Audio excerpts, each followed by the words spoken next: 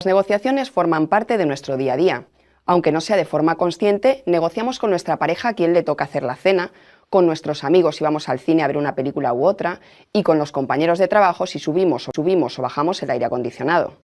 Todos son negociaciones, y en todos los casos tratamos de conseguir lo que más nos conviene. Claro que es más fácil que cedamos con alguien a quien queremos o por temas que no nos resultan muy importantes, pero en cualquier caso estamos negociando. Dice el diccionario de la Real Academia Española que la negociación es la acción y efecto de negociar, lo cual no nos aclara mucho. Y la segunda acepción indica que son los tratos dirigidos a la conclusión de un convenio o pacto. Esto ya nos acerca más al tema que nos ocupa. Hay una serie de tratos, es decir, es un proceso con un objetivo que llegará a un acuerdo. Está claro que en una negociación cada una de las partes mira por sus intereses, pero eso lo iremos viendo a lo largo del curso.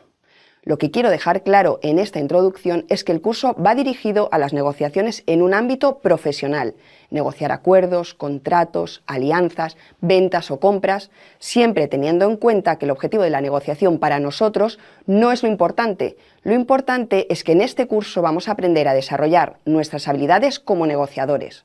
Aprenderemos técnicas que nos enseñarán a ser más efectivos negociando y veremos cómo resolver las distintas etapas de la negociación en función de cómo está evolucionando la misma para optimizar los resultados. En las organizaciones se pueden llevar a cabo negociaciones de muy distinto tipo. No me estoy refiriendo a cómo va a ser la negociación, por ejemplo competitiva o colaborativa. Esto lo veremos más adelante. En este vídeo quiero hacer una breve clasificación de tipos de negociación según las personas que participan en ella o el tipo de acuerdo que se quiere alcanzar. Por poner dos ejemplos de lo que vamos a ir viendo. ¿Por qué es importante tener presente en qué tipo de negociación nos vamos a embarcar? Es simple, porque la forma que tendremos de preparar previamente nuestra participación no puede ser la misma. Pongamos un ejemplo. Supón que eres el director del departamento de marketing de una empresa. Tienes que negociar con los directivos de la empresa un presupuesto extra para una campaña de publicidad. Es una negociación interna y con tus superiores. Por otro lado, tienes que negociar con un importante proveedor cómo lograr el mejor precio y las mejores condiciones para comprar una serie de productos promocionales que llevarán el logotipo de tu marca. Es una negociación externa y comercial. ¿Negociarás en ambos casos de la misma manera? ¿Tu estilo de negociación y las concesiones a las que llegarás serán las mismas? Estoy segura de que no. Podemos clasificar las negociaciones de diversas formas. Algunas de las principales, como decía, son interna, si es con personas o equipos de nuestra misma empresa o entidad, o externa, si es con personas de otras organizaciones. Directa, cuando ambas partes se representan a sí mismas, o indirecta, cuando alguna de las partes o ambas están representando a una tercera. Por ejemplo, un bufete de abogados que representa a una empresa cliente, un árbitro empresarial, no deportivo, claro, o algún otro especialista. En tercer lugar, según los temas que se negocien, pueden ser comerciales, laborales o incluso políticas. También pueden ser negociaciones equilibradas o desequilibradas en cuanto a la capacidad de negociación de cada parte. Como se suele decir, el pez grande se come al pequeño. Una empresa que atraviesa problemas económicos serios, que tiene que negociar su compra por parte de una grande, tendrá una capacidad de negociación muy mermada. Un proveedor pequeñito que negocia con su cliente más importante se encontrará en la misma situación.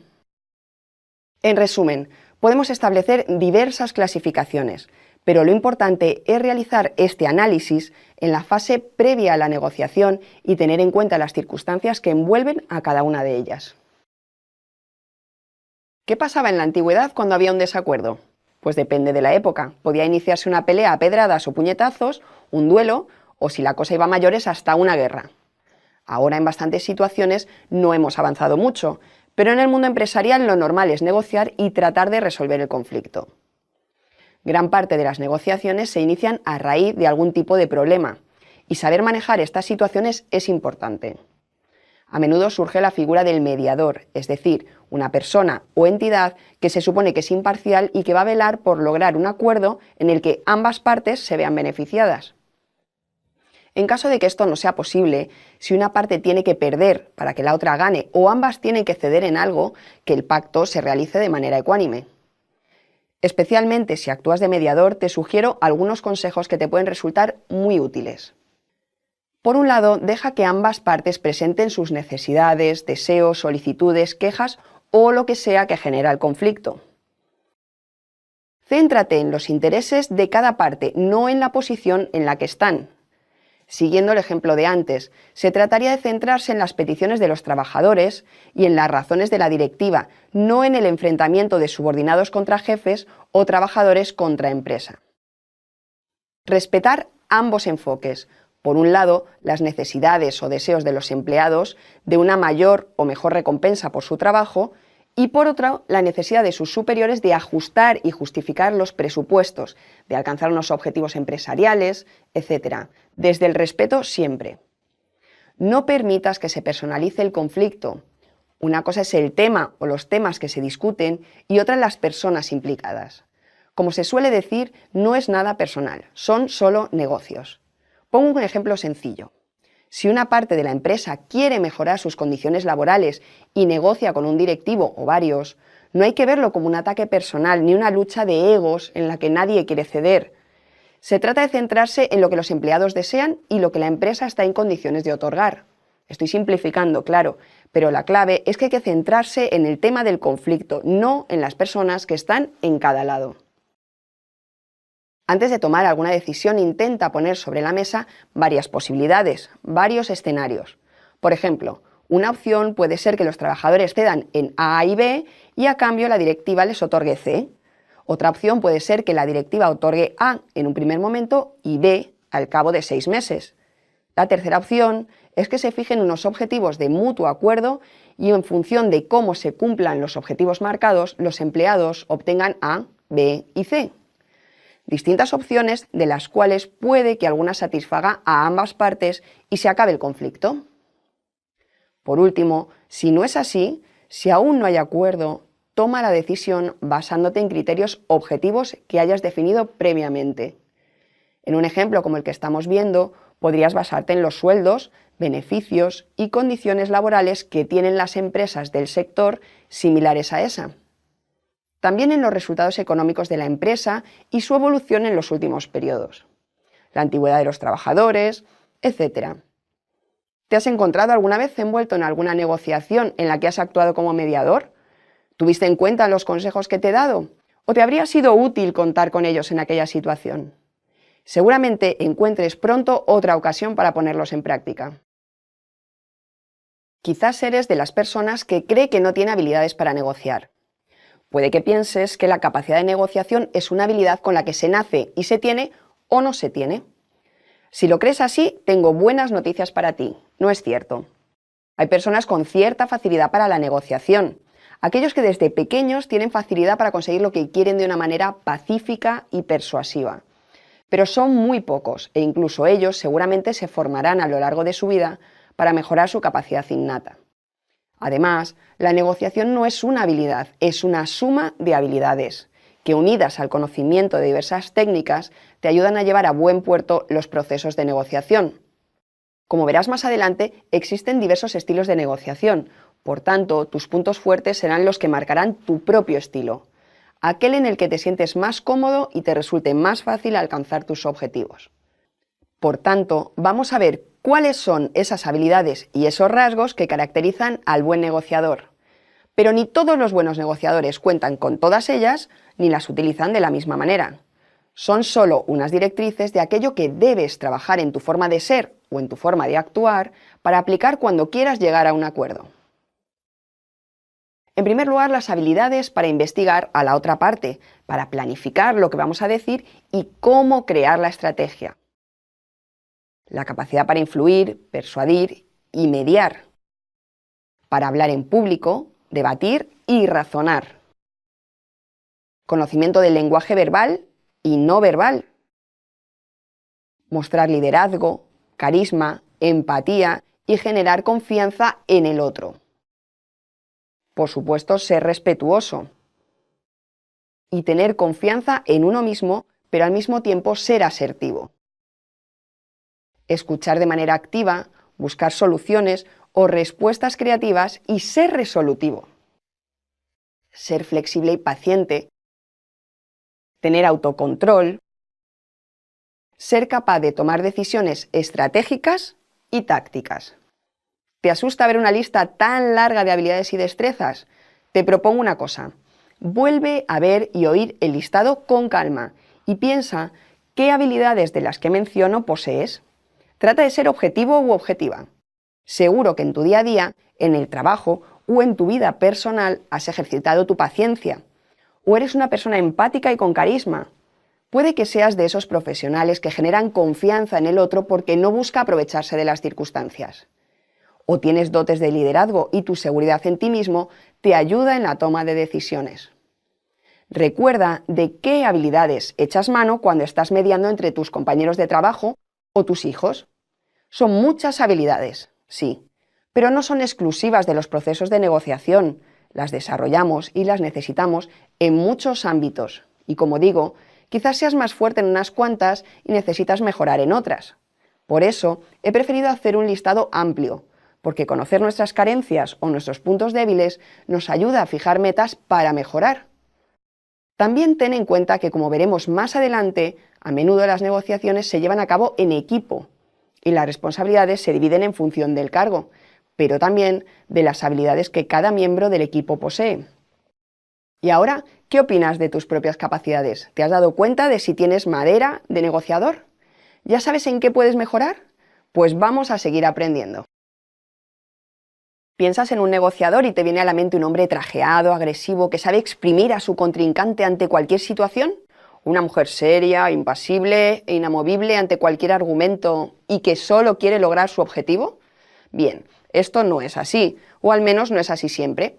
No hay una única manera de llegar a un acuerdo. Dependerá de las circunstancias que rodean la negociación, lo que se quiere conseguir a corto, medio y largo plazo. Y, por supuesto, en parte, serán los propios negociadores los que, con su estilo, marquen el curso de la negociación. Piensa en las múltiples series de televisión de abogados y juicios que hay. Es habitual que el bufete valore quién va a ser el juez y el fiscal para ver qué estrategia seguir e incluso qué abogado debe llevar el caso. ¿Por qué? Porque a menudo el éxito o el fracaso de un juicio, al menos en televisión, no depende solo de las pruebas, sino en la habilidad de hacer los planteamientos por parte de los abogados o el estilo que tengan para negociar. En las negociaciones que nos ocupan, en las empresas, esto también sucede.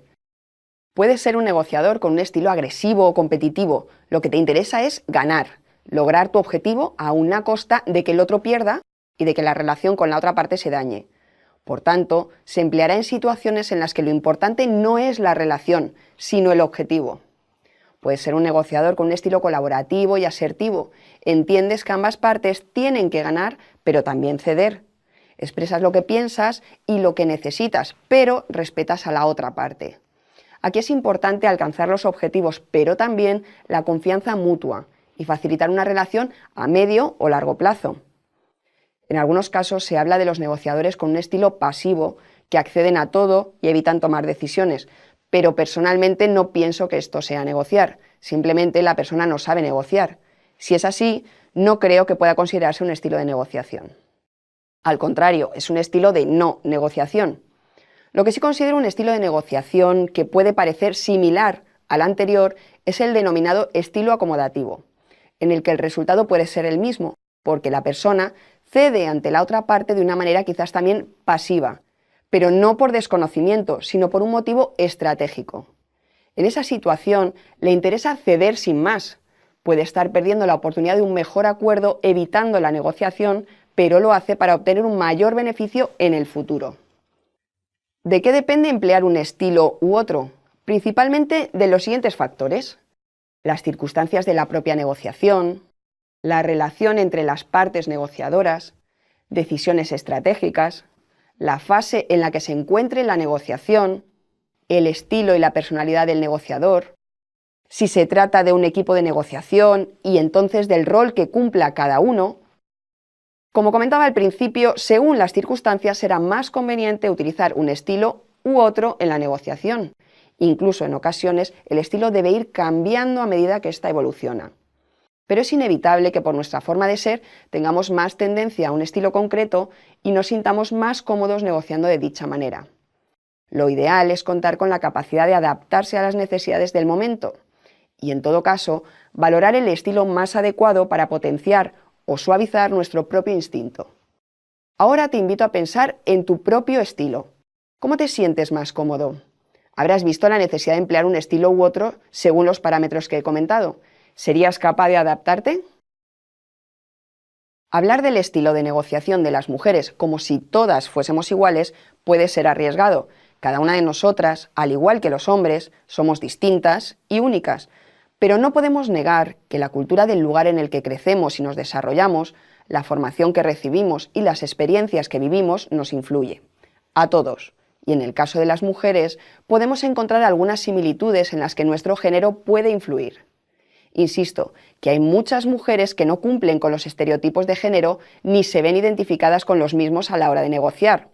O alguien se imagina negociando de esta manera a Angela Merkel. Sin embargo, vamos a adentrarnos en estas generalizaciones por si puede ser útil tanto a las mujeres que se vean identificadas como a los hombres que trabajen o negocien con ellas. Para empezar, como estamos viendo y seguiremos profundizando, hay diversos estilos de negociación. Las mujeres en principio se identifican más con un estilo colaborativo que competitivo. Esto durante mucho tiempo, y sobre todo en determinados sectores, digamos, más duros, ha sido una gran desventaja. En las negociaciones en las que primaba la competitividad y ganar a costa de lo que sea, aunque supusiese aplastar al otro, la supuesta debilidad femenina no tenía lugar. Sin embargo, aunque ya hemos visto que esta forma de negociar sigue siendo útil en determinados momentos, en la actualidad se tiende más a las negociaciones win-win, es decir, colaborativas, en las que se busca que ambas partes salgan ganando. Esto no siempre puede ser así. A veces, para que uno gane, el otro debe perder, pero la tendencia favorece a aquellas personas, hombres o mujeres, que ejercen la escucha activa a la hora de negociar, que respetan a la otra parte y sus argumentos, que buscan el consenso en vez de la autoridad y prefieren persuadir en vez de emplear la fuerza. Sin embargo, dichas personas tendrán que hacer un sobreesfuerzo en las ocasiones en las que sea necesario un estilo más competitivo o en el que la otra parte no permita llegar a un acuerdo conciliador. Del mismo modo que si se encuentran con interlocutores que por razones culturales o estratégicas las ignoran o no las consideran negociadoras válidas. Recuerdo una amiga con un cargo directivo de un sector bastante difícil que me comentaba lo mal que se había sentido en una ocasión. La situación se dio cuando, tras saludar a un directivo de otra empresa con el que tenía que hacer unos acuerdos, éste le preguntó dónde estaba su jefe para hablar. Ella le dijo su cargo y que era la persona que llevaba el tema. La mirada de incredulidad debió de ser de película. Después de eso, durante la reunión, esta persona ignoró todos sus comentarios. Simplemente no hacía caso de lo que decía o la interrumpía. Sin embargo, con los compañeros de ella, que eran hombres, sí prestaba atención. Ella, tras varios intentos por reconducir la situación, y dado que no la consideraba una interlocutora válida, dio por terminada la reunión y el posible acuerdo.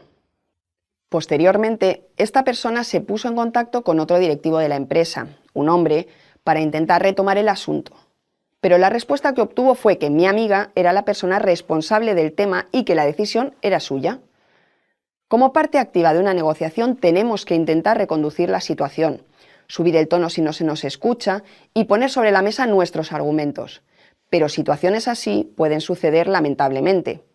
Por tanto, mis consejos finales son: en primer lugar, conoce todo lo que puedas sobre la persona o el equipo con el que vas a negociar. Te podrás preparar mejor si hay aspectos culturales o sociales que puedan jugar en tu contra. Persevera. Puede que te cueste algo más demostrar tu valía, pero no te rindas. Sé firme aunque no inflexible. Trabaja tus puntos débiles y adáptate a las necesidades del momento, también amoldando tu estilo negociador a las circunstancias. Siempre saca partido a tus puntos fuertes. Seguro que hay muchas situaciones en las que te pueden ser útiles a ti y a tu empresa. Por supuesto, no aceptes comportamientos machistas, evidéncialos con educación. Prueba a poner en práctica estos consejos y verás cómo las negociaciones te resultan más fáciles de llevar. Cuando a la negociación acude un equipo, es recomendable que los diferentes miembros adopten roles distintos y complementarios. Una negociación conlleva un proceso, evoluciona hasta llegar a un acuerdo y en distintos momentos o ante las diversas actitudes que puede tomar la otra parte, puede ser más eficaz un estilo de negociación u otro y más útil un negociador con unas habilidades u otras. Formar previamente un equipo negociador con roles complementarios da una cierta ventaja. Por simplificarlo, es como el típico poli bueno, poli malo de las películas. Dependiendo de cómo actúe el interlocutor, del momento de la negociación o de simplemente lo que esté resultando más fructífero, cobra protagonismo un miembro del equipo con un estilo de negociación o el otro. Si el equipo se ha creado buscando que sean roles complementarios de manera natural, cada uno se sentirá mucho más cómodo en su papel. Es decir, si al conformar el equipo se ha buscado que por sus habilidades y carácter se complementen, funcionarán mucho mejor tanto a nivel individual como juntos. Recuerdo un equipo con el que trabajé hace años. En total eran 8, pero no iban todos a todas las negociaciones. Los dos principales eran totalmente complementarios. Uno tranquilo, cerebral, con una capacidad de memoria y estrategia tremenda. Tenía los conocimientos legales necesarios y el histórico de las negociaciones anteriores. Lo suyo eran los hechos y la estrategia. Sin embargo, no era persuasivo. Le costaba hablar si no estaba en un círculo de confianza. Por el contrario, el otro era impulsivo. A veces le costaba frenarse, pero era muy convincente y sabía mover a la acción.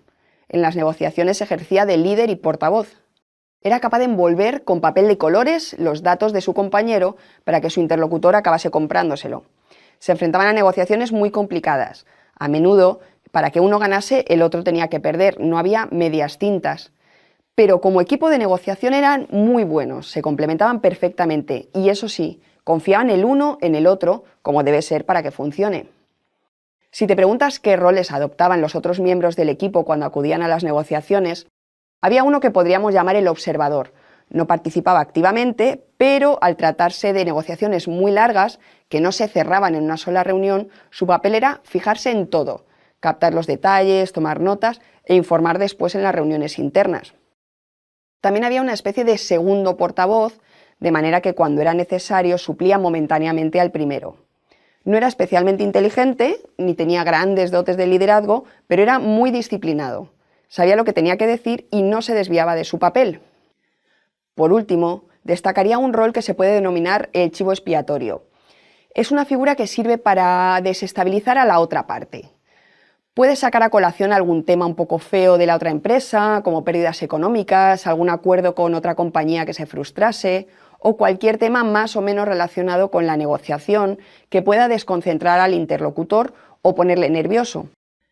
Pero este tipo de tretas es bueno que recaigan en una figura del equipo poco relevante y que no se queme la imagen de los principales negociadores.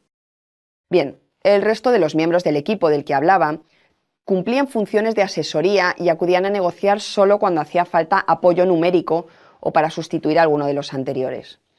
El resto de sus funciones eran como apoyo en el trabajo interno del equipo, no en las mesas de negociación de forma activa.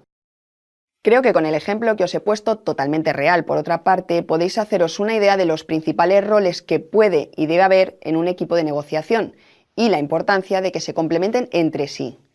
En la preparación previa de la negociación tendrán que coordinar su estrategia para que cada uno conozca su lugar.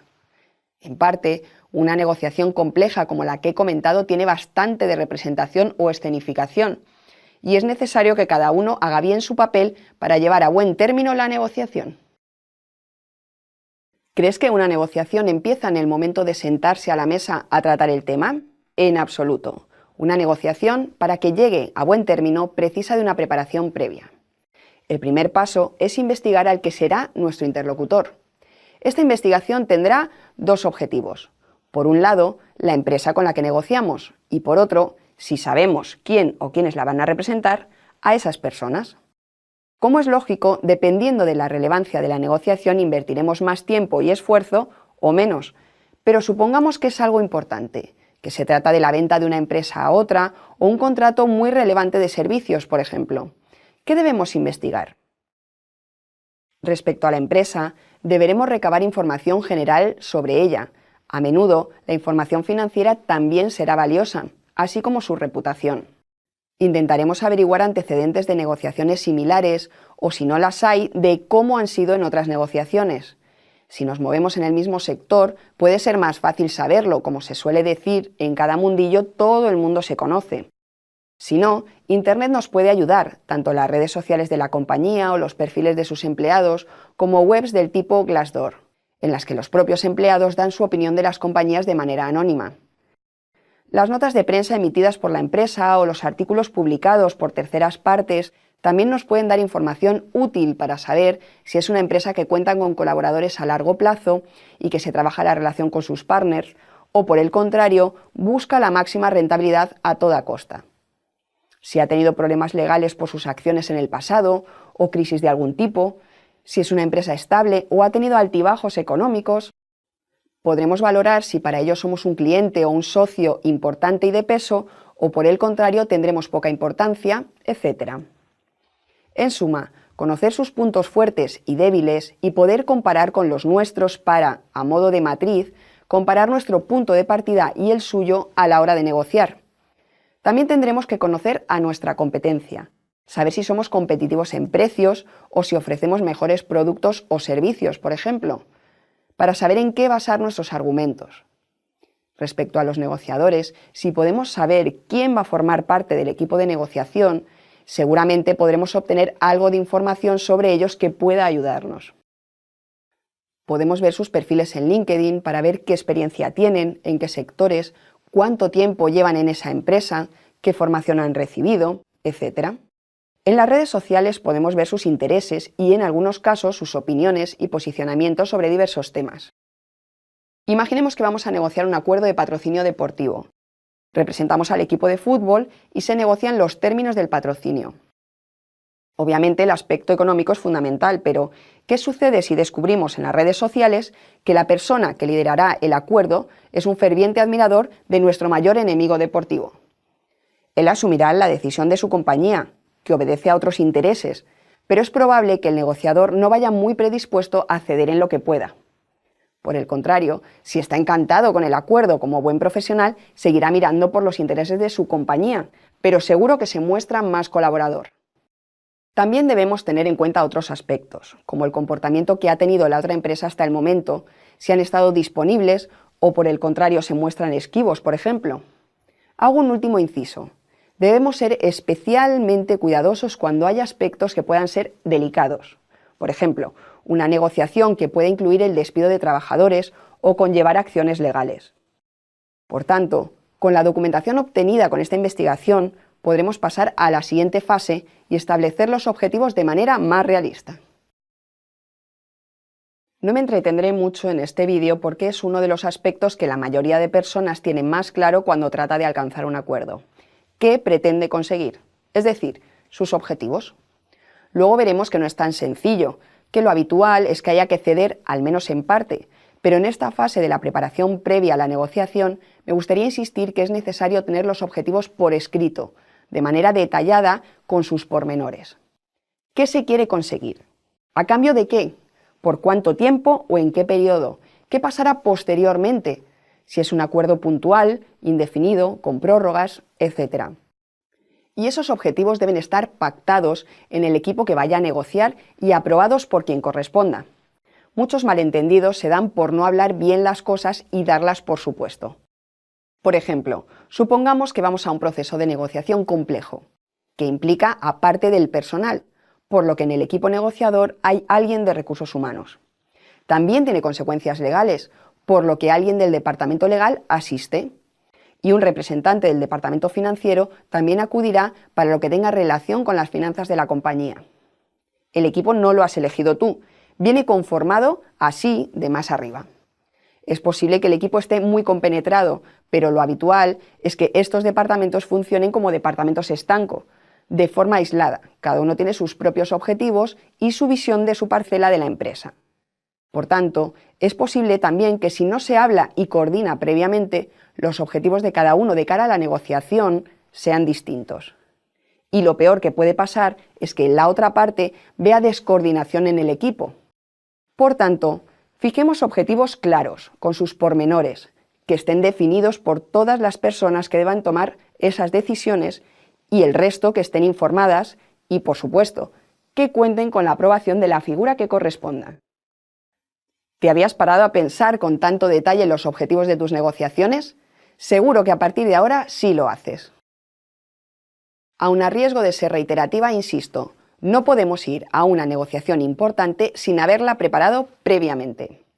Debemos dejar el menor espacio posible a la improvisación, prever todos los escenarios posibles y estar preparados ante cualquier eventualidad. En este punto ya tenemos información sobre la otra empresa y quizás sobre los negociadores. Conocemos sus puntos fuertes y débiles y los nuestros. Tenemos claros nuestros objetivos y vamos a desarrollar la propuesta. O quizás debería decir propuestas. Este documento será nuestra herramienta para no olvidar nada relevante que queramos discutir, para incluir si queremos nuestras argumentaciones, nuestros puntos fuertes y diferenciales y también lo que vamos a ofrecer a la otra parte. Por otro lado, podemos incluir las posibles respuestas u ofertas que nos puede hacer nuestro interlocutor y, en todo caso, lo que nos podría parecer aceptable o no y en qué términos, también en qué podemos ceder, etc. La propuesta en realidad va unida a nuestra estrategia de negociación, porque podemos iniciar la negociación con una propuesta como punto de partida y a medida que se vaya argumentando, nuestra propuesta puede ir suavizando sus condiciones, si deseamos una negociación más colaborativa, o puede ser más inflexible si somos más competitivos. Podemos decidir no ceder en un primer momento para ver hasta dónde llega nuestro interlocutor y después ir aflojando hasta llegar al acuerdo. Todo eso podemos reflejarlo en nuestra propuesta, que como documento interno que es, no va a estar al alcance de la otra parte, porque desvelaríamos nuestra estrategia. Concretando, refleja en la propuesta los siguientes puntos: lo que pretendes conseguir, lo que crees o sabes que la otra parte desea conseguir, qué estás dispuesto a ceder por tu parte y en qué momento, en qué quieres que ceda la otra parte de manera ineludible, cuál va a ser tu estrategia para lograrlo, qué estilo o estilos de negociación vas a usar, qué opciones estarías dispuesto o dispuesta a dar a la otra parte para avanzar en la negociación, qué otros aspectos consideras relevantes, por ejemplo, la urgencia o no que tienes de firmar un acuerdo, la importancia que tiene para tu empresa, las consecuencias buenas o malas a corto o largo plazo, etc. Por supuesto, este documento te tiene que ser útil a ti, a tu equipo de negociación y a tu empresa. Por tanto, puedes añadir aquello que te parezca relevante y útil. Y no hace falta que diga la importancia de que el documento no caiga en manos incorrectas. Si la otra parte conoce nuestra estrategia y, sobre todo, en qué estamos dispuestos a ceder, la negociación se desarrollaría en un escenario muy poco propicio para ti. La inmensa mayoría de negociaciones no son de todo o nada. Hay un margen de actuación por las dos partes. Por ejemplo, supongamos que se negocia una venta importante. No solo se negocia el precio que una parte reclama y el que la otra parte está dispuesta a pagar. Puede ser un acuerdo comercial que conlleve un suministro regular de productos o servicios y se puede negociar la cantidad o volumen, la regularidad, formas y plazos de pago, diversos descuentos por volumen, detalles sobre la postventa según el tipo de producto o servicios, etc. Lo que quiero decir es que cuando vayamos a negociar tenemos que haber pensado previamente las múltiples posibilidades. Y como parte de esta preparación debemos pensar también lo mínimo que podemos aceptar y lo máximo que estamos dispuestos a ceder, así como las múltiples combinaciones de ambos. Puedo bajar mi precio de venta un X% si me va a comprar un gran volumen de al menos X unidades. Ciñéndonos a este caso, tengo que tener muy claro lo máximo que puedo reducir mi precio de venta y la cantidad mínima que debo venderte para ello. Si compras menor cantidad, el precio se incrementa, pero también podremos negociar otras condiciones, como decía. Es posible que la otra parte esté dispuesta a pagar un poco más si puede pagar, por ejemplo, a 90 días. O por el contrario, que nosotros podamos reducir el precio si nos lo paga todo al contado. Todos estos términos importantes de la negociación, que ya habremos desarrollado previamente en la propuesta, deberán incluir esta valoración de mínimos y máximos. Puede que estés pensando que las combinaciones son casi infinitas, pero obviamente no todo es igual de importante para tu empresa. Por eso debes centrarte en esos mínimos y máximos. Esto es aún más importante cuando tú vas a negociar, pero no puedes tomar todas las decisiones o la decisión final. Si presentas tu valoración de máximos y mínimos a esa o esas personas que deciden, podréis ajustarla antes de la negociación y que ésta sea mucho más fluida. aunque también puedes pensar que para qué vas a perder tiempo viendo posibilidades si aún no sabes lo que la otra parte te va a pedir o a ofrecer. El tiempo es oro y ya decidirás tu respuesta cuando te sientas a negociar. Improvisar es lo más arriesgado en una negociación, por varias razones. Por un lado, desconoces si la otra parte jugará limpio o utilizará alguna artimaña. El uso de engaños nunca es recomendable, pero si la otra empresa es muy cortoplacista o es un acuerdo muy puntual, puede intentar valerse de cualquier cosa para salirse con la suya. Otra posibilidad es que sea una negociación larga y dura. El desgaste y el cansancio pueden hacer mella en ti. Puede que la negociación sea muy acalorada, que haya una lucha de egos y enfrentamiento. Y eso te haga hablar rápido y sin pensar. Bien, puedes evitar que cualquiera de estas situaciones te lleve a un mal pacto si has pensado, escrito y contrastado con calma previamente tus objetivos y, junto a ellos, tu valoración de máximos y mínimos. Nunca debes olvidar qué es lo mínimo que consideras aceptable. ¿Te parece un proceso lento y aburrido? Lo cierto es que a medida que adquieras más experiencia negociando, te resultará más fácil e instintivo elaborar ese listado de lo que quieres conseguir y lo que estás dispuesto a ceder en tu mente y pasarlo al papel, o más bien a la pantalla del ordenador. ¿Crees que cuando hay una negociación el que da el primer paso y empieza la conversación tiene ventaja sobre el otro? ¿Consideras que si dejas claras tus condiciones en primer lugar, la otra parte tendrá que reelaborar las suyas sobre la marcha y eso te favorece? Si es así, siento decirte que te equivocas. Si dejas al otro hablar, estará poniendo sus cartas sobre la mesa antes que tú, y ahí tendrás una ventaja. Quizás cuando estabas preparando tu propuesta pensaste que su oferta sería peor, o ha acudido con una predisposición distinta a la que pensabas, mejor o peor. Si practicas la escucha activa, es muy probable que la negociación sea mucho más fluida e incluso que te sea más favorable. Y ojo, insisto en la frase escucha activa, porque oír no es lo mismo que escuchar, y hacerlo de forma activa implica una serie de acciones que veremos más adelante. No se trata de dejar hablar al otro sin prestarle atención mientras pensamos lo que vamos a decir cuando sea nuestro turno de palabra. La escucha activa implica lo siguiente. En primer lugar, presta atención a tu interlocutor. Concéntrate en lo que dice y, por qué no, en lo que hace cuando habla. Su lenguaje no verbal también te revelará mucho, aunque eso no sea escuchar. Puedes tomar notas, pero intenta que sean breves, porque mientras escribes no podrás observar al otro. Y también te perderás parte de lo que diga. Escucha sus palabras, observa sus gestos, su tono y, muy importante, también presta atención a lo que no dice. Aquello que evita mencionar puede ser especialmente relevante. En segundo lugar, mientras escuchas y procesas lo que dice, sé empático. Sé capaz de ponerte en su lugar y entender su posición. Esta empatía también implica que no personalices los argumentos. Es decir, si te ofrece algo peor de lo que esperabas, no es un ataque a tu persona, no se está burlando de ti ni te toma por tonto. Son negocios y trata de conseguir lo mejor para su empresa como tú lo haces para la tuya. No es nada personal, por eso insisto, ponte en su lugar. En tercer lugar, no pierdas la objetividad. Es cierto que estás en una negociación y tienes que mirar por tus intereses y los de tu compañía, pero en este punto de la negociación, mantenerte objetivo te permitirá entender mejor lo que el otro te está diciendo y no confundirlo con lo que tú crees que te quiere decir o lo que querrías oír. Escucha lo que dice y lo que transmite, sin juzgar. En cuarto lugar, no interrumpas. Puedes asentir y hacer ver a la otra persona que le estás escuchando y entendiendo, pero trata de no interrumpir, a no ser que realmente no entiendas lo que trata de decirte o necesites alguna aclaración concreta. Puedes usar frases como ¿quieres decir que...? Y por último, algunos consejos para que la escucha activa sea efectiva. Sé neutral ante lo que escuchas, tanto si te alegras como si estás en desacuerdo. No se trata de parecer un autómata, sino que tus gestos, mientras estás escuchando, no desvelen antes de tiempo lo que opinas. Que tu lenguaje corporal muestre el interés legítimo que tienes en lo que estás escuchando y en la persona que habla. El contacto visual es fundamental.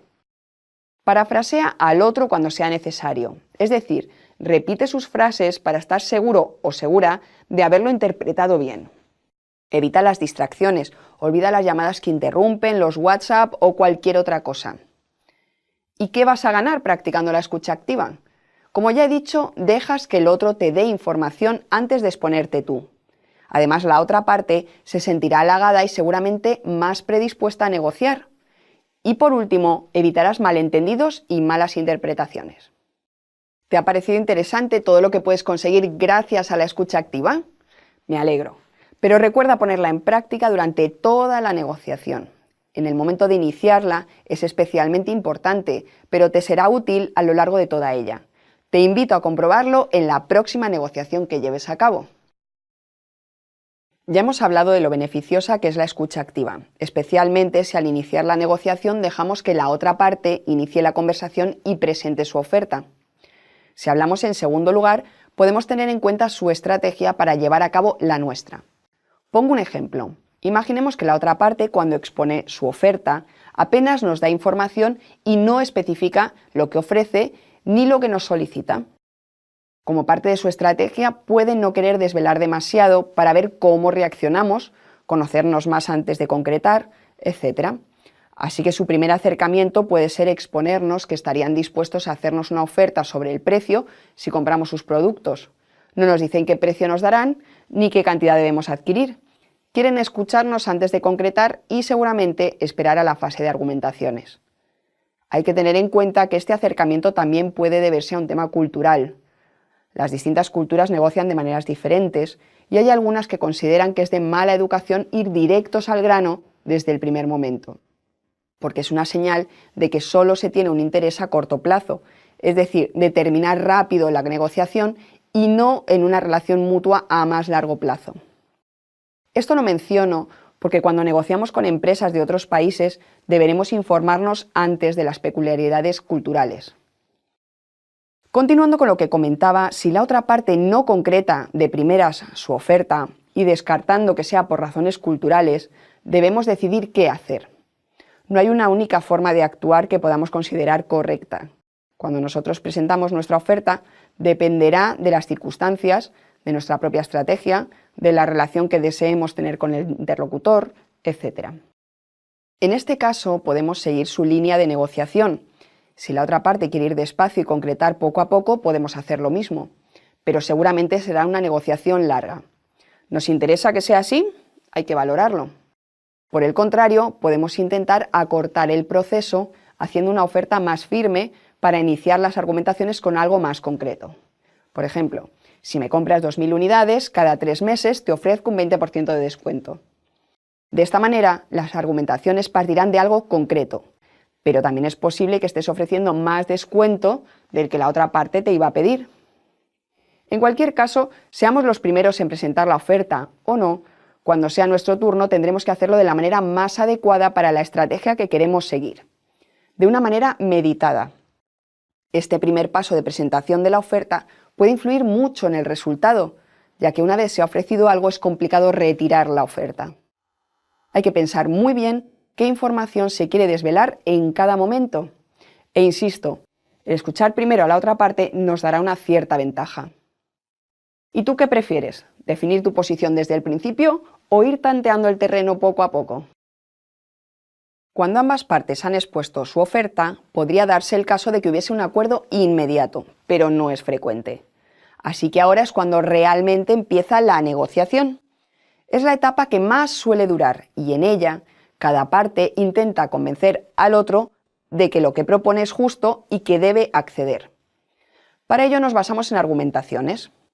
Dice el Diccionario de la Lengua Española que un argumento es un razonamiento para probar o demostrar una proposición o para convencer de lo que se afirma o se niega. Creo que la definición es muy clara. Vamos a razonar lo que hemos expuesto para defender lo que pedimos y lo que ofrecemos. Vamos a tratar de convencer a la otra parte de por qué el precio que pedimos como vendedores es justo por nuestro producto o por el contrario, por qué como compradores nos parece excesivo y ofrecemos menos. Da igual si negociamos los términos para contratar una empresa que nos va a ofrecer sus servicios, si es un conflicto laboral entre la compañía y los trabajadores o si somos abogados y representamos a nuestros defendidos. Es hora de argumentar. ¿Y cuál es la mejor manera de hacerlo? Ya hemos visto que hay distintas formas o estilos de negociar y que pueden incluso ir cambiando según nuestra estrategia a lo largo de la negociación. No habrá una única manera de argumentar, por tanto. Si llevamos a cabo una negociación competitiva, como veremos más adelante, nuestras argumentaciones se basarán en presionar y en convencer al otro de que ceda a lo que ofrecemos o solicitamos. Pero no tanto a través de la persuasión, sino a través de una demostración de fuerza o poder. A veces también necesitaremos argumentos para demostrar por qué le conviene a la otra parte ceder, pero por norma general serán argumentos más básicos. Si estamos en una negociación colaborativa, tendremos que ser más asertivos y al mismo tiempo empáticos, poner en marcha otras aptitudes más complejas. Por eso voy a centrarme en estas argumentaciones. Deben ser claras, concretas y convincentes. Se tienen que basar en las ventajas y beneficios de nuestra oferta, nuestros productos, servicios o condiciones. Hay que adelantarse a lo que pueda argumentar la otra parte. Si nuestro precio está por encima de mercado, tendremos que explicar claramente que es por la calidad, por la personalización o el servicio de postventa, por ejemplo. La escucha activa será una herramienta que nos ayudará a argumentar. Nos daremos cuenta de lo que dicen y de lo que realmente quieren transmitir en sus argumentaciones. La empatía es fundamental, entender el punto de vista del otro y sus necesidades. Trata con respeto a la otra parte y separa los aspectos personales de la negociación. Y es necesario cuidar el lenguaje. Si argumentamos con términos que no entiende la otra parte, nos costará mucho más llegar a un acuerdo. También si usamos descalificativos, podemos echar a perder el acuerdo. Si nos proponen algo que no nos gusta, podemos decir que no estamos de acuerdo y justificarlo, no afirmar que es una tontería. Basa las argumentaciones en hechos objetivos, pero enfocándolos a los beneficios para la otra parte, aquello que para ellos es importante. Considera las argumentaciones de la otra parte como una fuente de información para seguir negociando, no como un enfrentamiento. Expon las argumentaciones en orden y de forma lógica, que el interlocutor no tenga que hacer un esfuerzo extra para entenderlas. Busca valores añadidos que puedas ofrecer, como he mencionado el servicio postventa, los acuerdos futuros que puedan surgir tras el primero que se cierre, otros clientes o partners que puedas conseguir gracias a ese acuerdo, beneficios a nivel de imagen o reputación, etc. Céntrate en lo importante, ya habrá tiempo de entrar en detalles. Y evita los datos engañosos o los argumentos falsos. Dañar la confianza mutua es muy perjudicial. Durante la argumentación, busca alternativas. Puede que haya algunas que la otra parte no haya tenido en cuenta y le puedan interesar. Acude con la mente abierta y sé flexible. Pueden surgir soluciones alternativas a las que en un primer momento se habían previsto. Y sé paciente. Un buen acuerdo suele llevar tiempo. También es recomendable hacer pausas de vez en cuando durante las argumentaciones. Esos momentos pueden servir para descansar un poco, para meditar lo que se ha estado hablando o para contrastar con terceras personas las argumentaciones que se están discutiendo. ¿Te parecen útiles estos consejos? ¿Crees que ahora te será más fácil lograr tus objetivos en esta etapa de la negociación? Seguro que sí. Solo recuerda que tus argumentos deberás prepararlos siguiendo estas indicaciones antes de sentarte a la mesa de negociaciones. Así estarás mucho más preparado. También puedes ensayar la forma de exponerlos. Es posible que durante las argumentaciones surja algo que no hayas previsto, pero trata de improvisar lo menos posible. Entre las formas de negociar más habituales hay dos, opuestas entre sí, que destacan: la competitiva y la colaborativa. En este vídeo voy a explicar la competitiva, que consiste en tratar de conseguir el máximo beneficio sin importar la otra parte. Antes de seguir, quiero recordar que la forma de negociar la elegiremos dependiendo de nuestra forma de ser, de la actitud que tome la otra parte, el momento de la negociación en la que nos encontremos, etc. En el caso de la negociación competitiva puede ser conveniente en las siguientes circunstancias. En las negociaciones en las que para que uno gane, el otro necesariamente tiene que perder. No se puede colaborar. O en las que la relación a medio o largo plazo con la otra parte no interesa. Por ejemplo, porque es un proveedor y hay muchos iguales o simplemente no se va a volver a repetir la negociación en el futuro. También cuando no se tiene nada que perder si la negociación no fructifica. Por supuesto, cuando uno tiene una posición claramente superior frente al otro, es decir, tiene el poder en la negociación. O cuando la otra parte toma una actitud agresiva y elige una negociación competitiva, si es que nosotros también estamos dispuestos a competir. Supongamos que una empresa tiene un presupuesto muy escaso para comprar algo que precisa o desea adquirir. Es un pedido importante y al proveedor con el que está negociando le interesa, aunque el margen sea muy pequeño. Además, es una compra puntual y es muy improbable que la empresa compradora vuelva a necesitarlo. Esto quiere decir que para ellos, cuidar la relación con este proveedor no es realmente importante. Con tal de lograr su objetivo, el negociador competitivo presionará todo lo que considere necesario, incluso con cierta agresividad, sin ceder por su parte y puede llegar incluso a dar un ultimátum. Es posible que negociando así consiga lo que desea, o puede que la negociación no se cierre porque la otra parte no ceda. En el ejemplo que he puesto parece bastante probable que la negociación adecuada sea la competitiva. Sin embargo, como hemos ido viendo, influyen otros factores, como la personalidad del negociador y las circunstancias. Por eso quiero hacer un inciso basado en mi opinión y mi experiencia. Hace tiempo la negociación competitiva era bastante más común que ahora, sobre todo en determinados sectores o tipos de negociaciones. Actualmente la tendencia es de colaborar en vez de competir, tanto cuando se negocia como cuando tienen lugar otro tipo de relaciones. Mi experiencia me dice también que en general es mejor y más rentable colaborar que competir, que incluso cuando crees que nunca más vas a negociar o relacionarte con otra empresa, las circunstancias pueden cambiar y puede que cambies de empresa y tengas que volver a negociar con ellos y recordarán que fuiste inflexible aprovechando tu posición de poder. A lo mejor ahora las circunstancias han cambiado y es tu nueva empresa la que necesita el acuerdo. También piensa que igual que tú sabes cómo ir preparado o preparada a una negociación e investigas a la otra parte, los otros es probable que también lo hagan.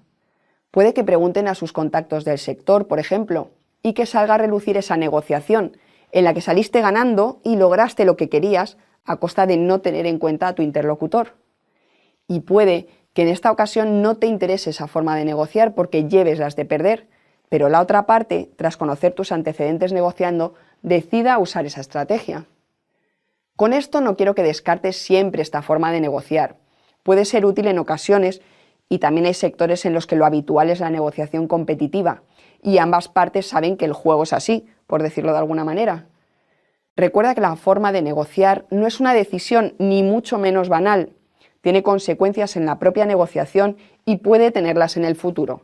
Piénsalo. ¿Negociar y colaborar te parecen dos conceptos contradictorios? Vamos a ver a continuación que no tiene por qué ser así.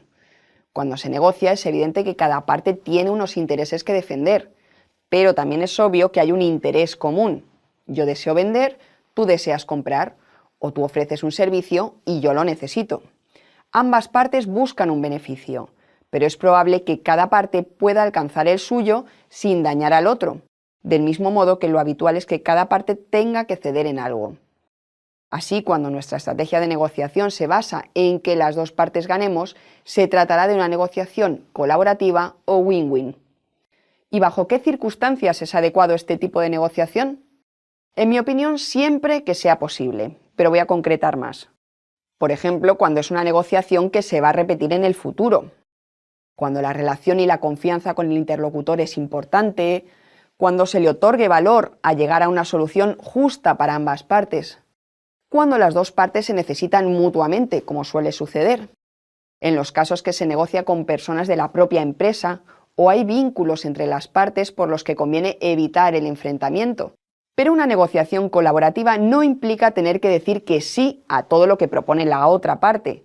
Se puede decir que no a algo, pero buscando la forma de satisfacer las necesidades de los dos interlocutores. Pongamos un ejemplo.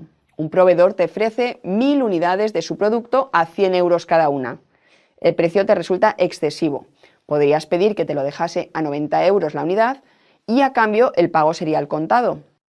O podrías comprar 2000 unidades y es probable que el proveedor, al vender mayor cantidad, pueda ofrecerte un precio más ajustado y llegar a esos 90 euros por unidad que deseas. Quizás podría ofrecerte un servicio extra incluido en el precio, suponiendo un ahorro para ti, como realizar el transporte gratis hasta tus oficinas. Como ves en este ejemplo tan sencillo, decir no, aparte de la propuesta que nos presenten, no quiere decir que nos mostremos poco colaborativos. Hay muchas vías y se trata de buscarlas conjuntamente. Cada uno sabe en qué puede ceder y en qué no, o qué es prioritario para su empresa. ¿Y qué beneficios podemos obtener de este tipo de negociaciones? Bastantes, pero centrándome en las principales, por un lado, que no salimos perdiendo, puesto que ambas partes negocian hasta verse satisfechas. Y por otro lado, que establecemos una relación justa y de confianza con la otra parte, por lo que es probable que podamos beneficiarnos de nuevos acuerdos en términos colaborativos en el futuro. ¿Y qué aspectos negativos pueden tener las negociaciones win-win? Pueden alargarse bastante en el tiempo hasta encontrar el punto de beneficio mutuo. Puede que a corto plazo se obtengan unas condiciones en el acuerdo peores que si se hubiese llevado a cabo una negociación competitiva. Es posible que una de las partes haya cedido en aspectos de la negociación contando con seguir haciendo negocios con esa empresa en el futuro y que luego la otra empresa le dé la espalda y se vaya con la competencia. Y por último, no hay que olvidar que en ocasiones no es posible que ambas partes ganen. Quiero detenerme en el llamado método Harvard de negociación porque es sencillo y práctico. Este método busca como objetivo final que ambas partes salgan ganando, es decir, una negociación win-win. Parte de lo que contiene el método te resultará familiar, porque lo hemos ido viendo, pero merece la pena detenerse en él porque se trata de un método simple y estructurado que muestra los 7 aspectos básicos para llevar la negociación a un buen término y que nadie salga perdiendo. Es seguramente uno de los métodos de negociación más seguidos en el mundo y es evidente que funciona. Así que vamos a verlo. El método Harvard parte de 4 premisas. Separar a las personas del problema objeto de la negociación, concentrarse en los intereses de ambas partes y no en las posiciones, generar distintas opciones que beneficien a todas las partes y basar el acuerdo en criterios objetivos. Y se centra en 7 elementos. En primer lugar, los intereses, es decir, lo que se desea obtener de forma clara tanto por tu parte como por la de tu interlocutor, aquello que os lleva a sentaros en la mesa a negociar. En segundo lugar, las opciones.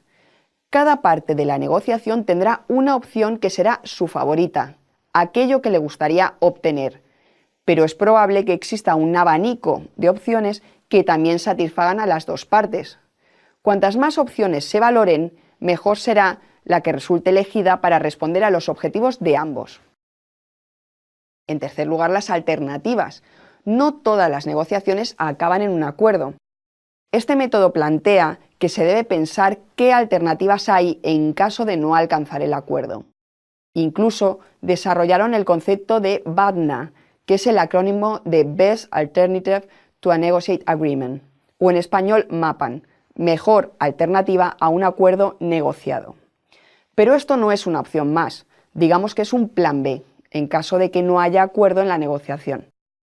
Una vez hemos definido esta alternativa, podemos negociar mejor, porque podremos comparar cualquier opción que se negocie con la mejor alternativa que tengas en caso de no haber acuerdo. Este concepto es importante, así que voy a poner un ejemplo práctico. Ves una oferta de empleo y envías la solicitud. Te llaman, te entrevistan y estás en la fase de negociar las condiciones. Para negociarlas mejor, deberás previamente meditar bien qué alternativas tienes si no negocias. Supón que tienes un buen trabajo, en el que estás contento o contenta, te gustan tus funciones y no está mal pagado. Pese a ello, enviaste la solicitud porque es una empresa más grande que la tuya y con más renombre y quizás el sueldo fuese más alto. Cuando vayas a negociar tienes que tener clara tu mejor alternativa, que en este caso sería permanecer en tu empleo con las condiciones que ya conoces. Otras personas tendrán otras opciones. Puede que vayas a negociar y tu mejor alternativa sea tu actual trabajo, en el que puede que te paguen bien, pero te sientes infravalorado y hay mal ambiente de trabajo. Si esa es tu mejor alternativa, la negociación va a ser muy distinta. En cuarto lugar, siguiendo con los elementos del método, está la legitimidad. Se refiere a que la mejor forma de que la otra parte entienda tu punto de vista es mostrárselo en base a criterios objetivos. Por ejemplo, si el precio de tus productos es 10 y los datos públicos y objetivos muestran que es el precio medio del mercado, tendrás un argumento objetivo sobre ello. En quinto lugar está la comunicación. Se trata de saber qué decir y cómo hacerlo para comunicarse de manera efectiva con la otra parte. Destaca la escucha activa como base fundamental para una comunicación fluida. En sexto lugar, relaciones. La relación que se establece entre las partes durante la negociación es importante. El acuerdo no será bueno si se daña la relación entre los que están negociando, ya que las mejores negociaciones se llevan a cabo con aquellos que ya hemos negociado y con los que negociaremos en el futuro. Esto podríamos resumirlo como establecer relaciones a medio y largo plazo. Para ello, es necesario saber resolver las diferencias y no mezclar lo personal con la negociación. En séptimo lugar está el compromiso. La negociación, cuando hay acuerdo, termina con el compromiso de ambas partes de cumplir lo pactado. Pueden ser acuerdos verbales, pero lo habitual y recomendable es que lo antes posible sean puestos por escrito y firmados. Estos acuerdos deberían ser verificables, duraderos, prácticos y fáciles de entender. Como puedes ver, el método Harvard de negociación es práctico y útil. Si quieres saber más sobre él para poder aplicarlo en tus negociaciones, te recomiendo el libro Obtenga el sí, de Roger Fisher y William Ury. ¿Alguna vez te has visto inmerso en una negociación que no avanzaba? Pasa el tiempo y seguís dándole vueltas a un mismo tema. Ninguna de las dos partes quiere ceder y no hay manera de continuar negociando. El desgaste hace mella e incluso se corre el riesgo de abandonar la negociación. Bien, estáis en una situación de bloqueo y antes de tomar una decisión precipitada, se pueden poner en práctica diversas acciones que ayuden a desbloquear la situación y continuar. ¿Qué podemos hacer? Una primera opción sería aparcar temporalmente ese punto de desacuerdo y continuar con los otros temas que haya que hablar. Si esto no es posible o la negociación se está alargando demasiado, se puede hacer una pausa. Esta pausa puede realizarse por separado o conjuntamente. Es decir, cada parte puede salir de la negociación por su lado, tomar algo, descansar o hablar en privado del tema, o bien pueden ir las dos partes juntas y cambiar de tema durante un rato o comentarlo de una manera más distendida para más tarde retomar el asunto. Si aquello que paraliza la negociación es de vital importancia para seguir avanzando, puede ser recomendable que intervengan terceras partes. Pueden ser personas relacionadas con los equipos de negociación, como un superior, o un asesor de algún área que pueda aportar su punto de vista, o bien alguien ajeno y neutral, como un mediador. También he mencionado en diversas ocasiones que a la hora de negociar es conveniente ser flexible e incluso podemos decir que creativo. Así podremos pensar en alternativas que puedan ser positivas para las dos partes, aunque no entrasen en el esquema que en un primer momento barajábamos. En cualquier caso, será fundamental que las dos partes deseen llegar a un acuerdo y que no se trate de un bloqueo intencionado por parte de alguna de ellas. Si ninguna de estas fórmulas funciona, si realmente el punto de bloqueo es fundamental para ambos y nadie puede o quiere ceder, es posible que convenga romper la negociación. Pero antes de llegar a ello, uno debe ser honesto y objetivo para estar seguro de que realmente son posturas irreconciliables y que no es una cuestión de egos u otros factores ajenos a la negociación en sí. En caso de que estemos en este punto y no se pueda reconducir la situación, la negociación debe romperse. No podemos aceptar un mal trato simplemente por cansancio o por acabar por fin con la negociación. Es mejor que no haya acuerdo a que firmemos un acuerdo negativo para nuestra empresa. Sin embargo, y aunque en ocasiones la única vía puede ser abandonar la mesa de negociación, espero que con estos consejos logres desbloquear la mayoría de negociaciones en las que participas.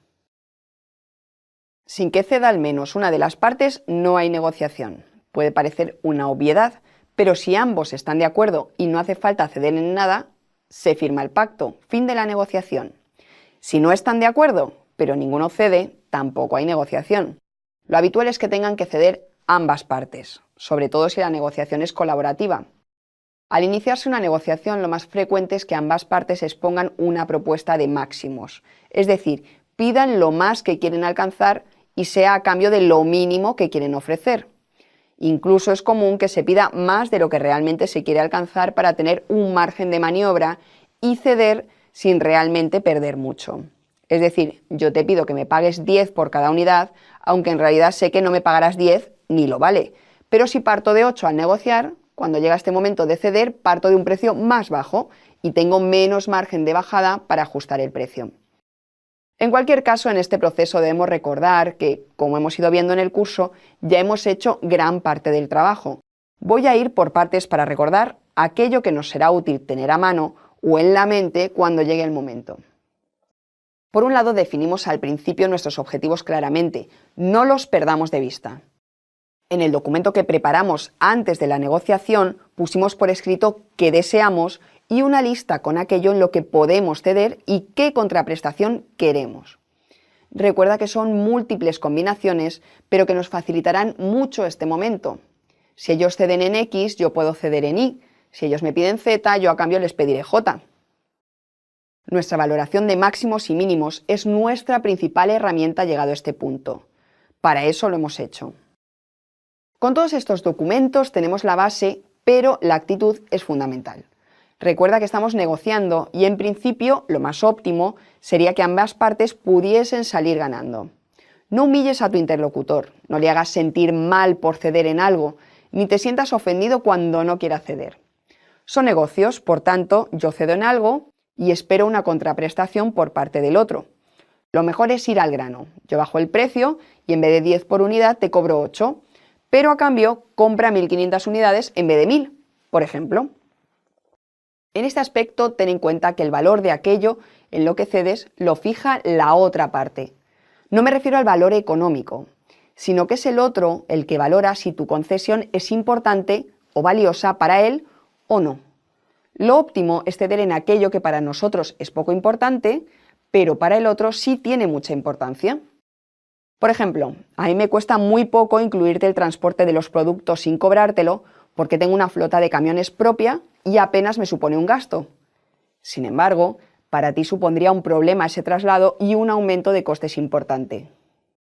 Pero como es lógico, deberemos hacer valer nuestra cesión. No vamos a desvelar que a nosotros no nos cuesta apenas nada. Transmitiremos, sin mentir, que es una cesión valiosa. Las cesiones de lo que para nosotros es importante las dejaremos para el final, cuando no quede otro remedio y, por supuesto, a cambio de concesiones que nos compensen. Una buena forma de que las cesiones sean equilibradas es darle un valor económico a cada cesión. Por supuesto, no tenemos por qué ceder ante todo lo que nos diga la otra parte. Hay cosas que pueden no ser negociables o que en un momento temprano de la negociación no lo son, aunque más adelante se puedan poner sobre la mesa. En las negociaciones largas y complejas, cuando las cesiones, concesiones y contrapartidas son diversas, es recomendable ir tomando notas. Estas quedarán mucho más claras si hacemos un pequeño cuadro con lo que ha cedido cada parte. Si además añadimos el valor económico de cada cesión, de un solo vistazo podremos ver en qué ha cedido cada parte y lo equilibrado o no que está el proceso. Cuando las partes que están negociando consiguen alinear sus objetivos, termina la negociación y tenemos un acuerdo. Los acuerdos siempre deben quedar por escrito y, a ser posible, inmediatamente después de cerrar la negociación. Si dejamos que pase algo de tiempo, incluso de un día para otro, alguna de las partes puede reconsiderar algo de lo hablado y querer que se vuelva a negociar. Esto puede hacer que el proceso sea interminable. Por tanto, siempre que sea posible, se redacta en el momento el acuerdo, incluyendo los términos que se han pactado de la manera más exacta posible, sin olvidar nada ni utilizar palabras que puedan dar pie a equivocaciones o interpretaciones diversas. Se incluyen todos los detalles y lo firmarán las dos partes. Cualquier duda o comentario debe hacerse antes de la firma del acuerdo. Después carecerá de validez a no ser que incumpla la legalidad. Es el momento, por tanto, de leerlo con calma y sangre fría y asegurarse de que realmente refleja lo acordado. También es importante incluir una cláusula que contemple las consecuencias de que las partes no cumplan el acuerdo. Todo lo que no se prevea y no se ponga por escrito puede dar pie a problemas más adelante, que tendrán que resolverse por la vía legal, con el consecuente gasto de tiempo, dinero y esfuerzos.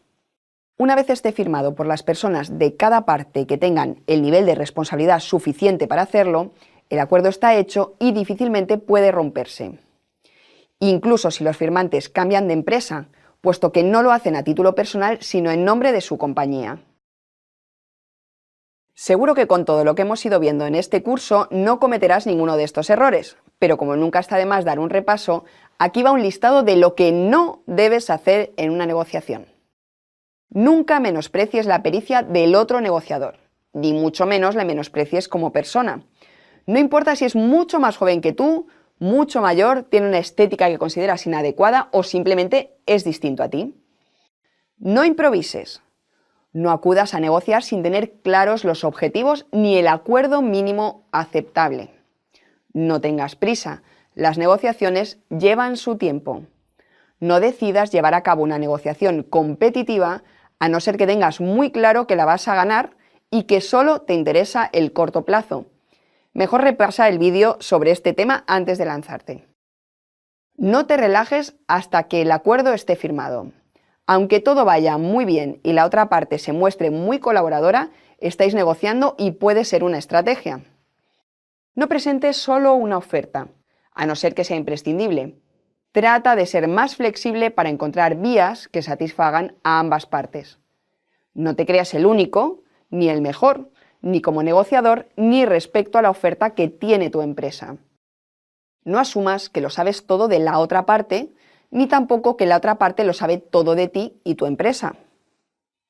No pierdas la paciencia ni te ofusques. Puede ser una estrategia de tu interlocutor para descentrarte. No regales tus concesiones. Y no prometas lo que no puedas prometer, bien porque no puedes hacerlo o porque no eres la persona adecuada para comprometerte a ello. Escucha y no interrumpas. No veas la negociación como algo personal y no vayas sin un plan B. Recuerda la Best Alternative to a Negotiated Agreement del método Harvard. Nunca tomes alcohol ni nada que pueda mermar tu atención durante una negociación. La copita de vino se puede tomar cuando esté firmado el pacto. No olvides las diferencias culturales si negocias con personas de otros países. Puede suponer el éxito o el fracaso. No menosprecies las relaciones a medio y largo plazo frente a un beneficio logrado a corto plazo. No cierres un acuerdo por cansancio o desesperación.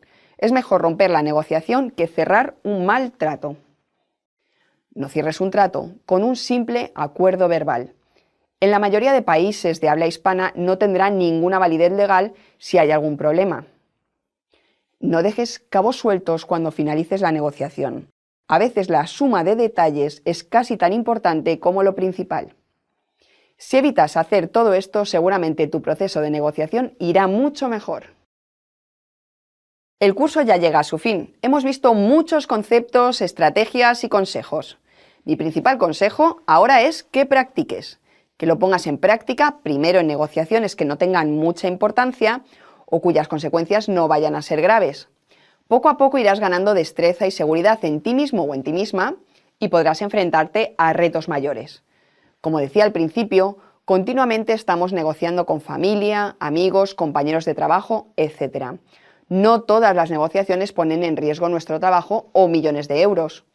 Así que en esas negociaciones más sencillas y en las que puedes tener una mayor tranquilidad, pon en práctica lo que hemos ido viendo. Prepara previamente la negociación que vas a llevar a cabo, pero tómatelo en serio. Da igual si vas a negociar un aumento de sueldo o algún tema no resuelto con tu familia. Recopila la información, plantéate objetivos, piensa tus máximos y tus mínimos, en qué estás dispuesto a ceder y en qué no, etc. Pon en práctica las habilidades que hemos hablado, desde la escucha activa al empleo de la forma adecuada de expresarte con tu lenguaje verbal y no verbal. Decide qué estilo de negociación vas a poner en práctica. Yo suelo ser partidaria del colaborativo en casi todas las ocasiones, pero tratando con personas cercanas, como en tus ensayos, aún más. Aquí sí que las relaciones humanas a largo plazo son importantes. Sin embargo, puedes ensayar la negociación competitiva, por ejemplo, negociando la compra de algo que no sea vital para ti. Supón que vas a una tienda de reformas para pedir un presupuesto para que hagan obras y determinados arreglos en tu casa. Cuando te den el presupuesto, puedes ensayar la negociación competitiva para ver si logras alcanzar una rebaja y unas condiciones mucho mejores que las ofrecidas en un primer momento. En este caso, si no te sale bien y realmente necesitas el servicio, solo tendrás que buscar otra empresa que te lo pueda ofrecer. Sea un caso u otro, no improvises. Prepáralo antes como si fuese una negociación profesional e importante. Ensaya las formas de salir de los bloqueos, como hemos visto. Seguro que con tu familia tienes oportunidad de hacerlo. Suele haber temas enquistados que se repiten una y otra vez en los hogares. No te olvides de que es importante ceder, pero a cambio deberás obtener una contraprestación. Al final, formaliza el acuerdo, pero si es un ensayo con alguien cercano, hazlo en privado, si no creerán que les estás tomando el pelo. Por último, ten siempre claro lo que quieres lograr. Escucha antes de hablar y comprende lo que quiere conseguir la otra parte. Prepara la negociación y la estrategia con detalles antes, piensa tu plan B, negocia con nobleza y pon sobre la mesa diversas opciones para llegar a la mejor para todos. A medida que has ido avanzando en el curso, te habrás dado cuenta que, como te decía al principio, a negociar se aprende. Espero que efectivamente hayas aprendido mucho y te resulte útil en tu carrera profesional. Y recuerda, nunca tengas miedo a negociar ni negocies con miedo.